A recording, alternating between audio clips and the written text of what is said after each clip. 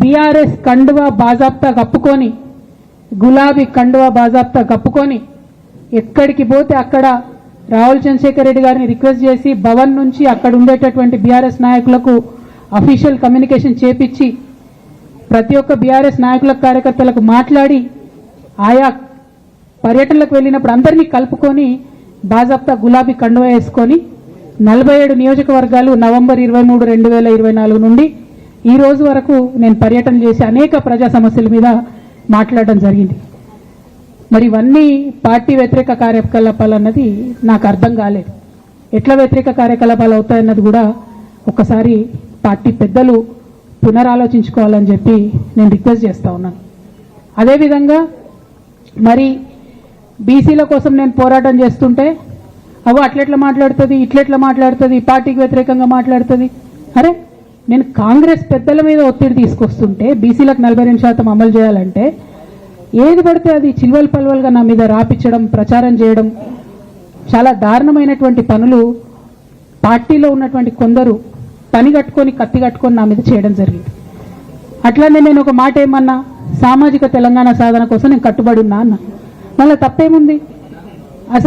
అసలు నాకు జన్మనిచ్చినటువంటి నా తండ్రి, ఈ ప్రాణాన్ని భిక్షగా ఇచ్చినటువంటి నా తండ్రి, ఆయన చిటికెన వేలు పట్టుకొని నేను ఓనమాలు నేర్చుకున్న ఉద్యమాలు ఎట్లా చేయాలని, ఆయన చిటికెల వేలు పట్టుకొని ప్రజలంటే ఏంది, ప్రజా సమస్యలు అంటే ఏంది, ఎందుకోసం దాని మీద గలమెత్తాలని చెప్పి నేను నేర్చుకున్నా. ఆ నాయకుడి స్ఫూర్తిగానే నేను సామాజిక తెలంగాణ మాట్లాడినా.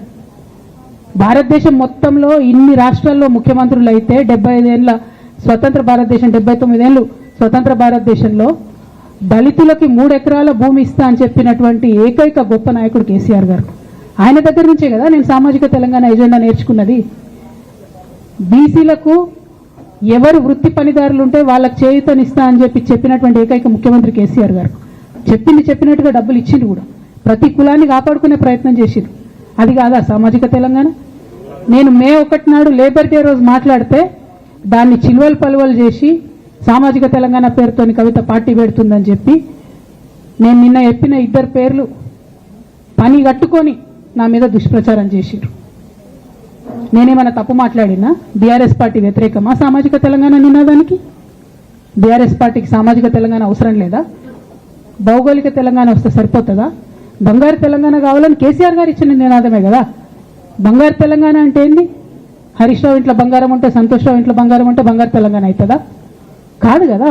ప్రతి ఒక్క సమాజం బాగుంటేనే బంగారు తెలంగాణ అవుతుంది. నేను అదే కదా మాట్లాడినా.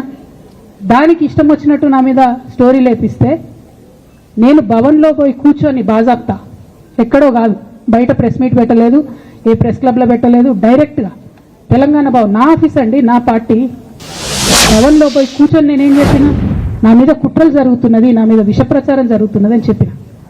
నేను రామన్నను బుజ్జగించి గడ్డం పట్టుకొని అడుగుతా ఉన్నా, అన్న నీ చెల్లెని, ఒక మహిళా ఎమ్మెల్సీని మన పార్టీ ఆఫీస్లో కూర్చొని నా మీద కుట్రలు జరుగుతున్నాయని నేనంటే మీరు వర్కింగ్ ప్రెసిడెంట్గా ఉన్నారన్నా, ఫోన్ చేయరా అన్న నాకు? ఏమేమి బేటా ఎందుకు బాధపడుతున్నావు అని ఫోన్ చేయరా? ఇది ఎప్పుడు జరిగిన ఇన్సిడెంటు? లేక లీక్ కాకముందు, నేను నా కొడుకు గ్రాడ్యుయేషన్కి అమెరికా పోకముందు, అంతకుముందే. మరి మీరు వర్కింగ్ ప్రెసిడెంట్ కదన్నా, నేను పార్టీ ఎమ్మెల్సీని కదా. చెల్లెలు అన్న బంధుత్వాలు పక్కన పెడదాం ఒక్క నిమిషం. ప్రొఫెషనల్ సెటప్లో ఒక పొలిటికల్ పార్టీలో ఒక మహిళా ఎమ్మెల్సీ భవన్లో కూర్చొని నా మీద కుట్రలు జరుగుతున్నాయంటే మీరు మాట్లాడినరా అన్న? 103 రోజులు అయిపోయిందన్న ఇయ్యాలటికి, ఒక్క మాట మాట్లాడినరా? కేసీఆర్ గారు దగ్గర నుంచి కమ్యూనికేషన్ రావాలని నేను ఎక్స్పెక్ట్ చేయలే. వారు పెద్దవారు, వారికి అనేకమైన పనులు ఉంటాయి. మొత్తం పార్టీని ఇప్పుడు పునర్నిర్మించుకోవాల్సిన అవసరం ఉంది. తెలంగాణకు జరుగుతున్నటువంటి అన్యాయం